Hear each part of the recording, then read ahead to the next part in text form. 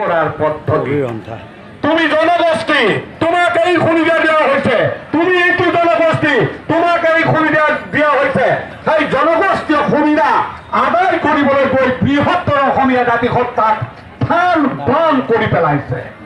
এটা ৰাজ্য, 7টা ৰাজ্য, তাৰপিছত যিটো এটুকুৰা সৰু ৰাজ্য আছে, যি সমতল ৰাজ্য, সেই সমতল ৰাজ্যক থান বান কৰিবৰ কাৰণে প্ৰতিটো জাতি জনগোষ্ঠীক উচতাই থকা হৈছে।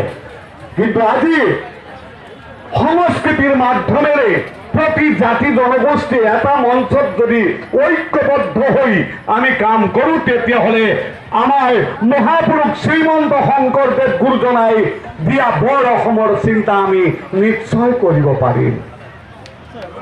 গুৰুজনাইতো কোৱা নাছিলে ই মুছলমান, ই বঙালী, ই নেপালী, ই বড়ো, ই কছাৰী। তেখেতে কৈছিলে বৃহত্তৰ অসমীয়া জাতি জনগোষ্ঠীৰ কাম কৰিছিলে, বৃহত্তৰ জাতি জনগোষ্ঠীৰ হকে এটি খুঁটিৰ এটি বিশাল জাতি চিন্তা কৰাৰ, সৃষ্টি কৰাৰ চিন্তা তেখেতে কৰিছিল।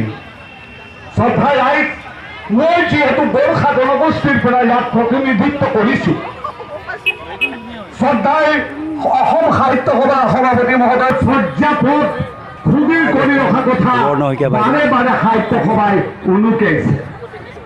সকলোৱে মোৰ নিজে, মোৰ আজি তৃতীয় পুৰুষ, চতুৰ্থ পুৰুষ হৈছে, আমি নিজৰ মাতৃভাষা অসমীয়া বুলি লিখিছোঁ। আমি নিজকে অসমীয়া বুলি কৈ গৌৰৱ অনুভৱ কৰোঁ।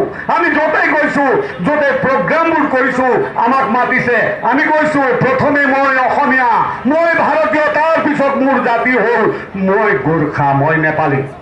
মই প্ৰতিটো জাতিয়ে আজিৰ অসমীয়াই নিজক নিচিনিলে অসম। ডক্টৰ ভূপেন হাজৰিকাদেৱে গোৰ্খাসকল অসমীয়া নহয়, মোক হাঁহিৰ ভিতৰত ৰতিকান্ত উপাধ্যায় ডাঙৰীয়াই আহি এই তিয়কৰ নেপালী সত্ৰ বেবেজীয়াৰ নেপালী সত্ৰ, তাৰ আগতে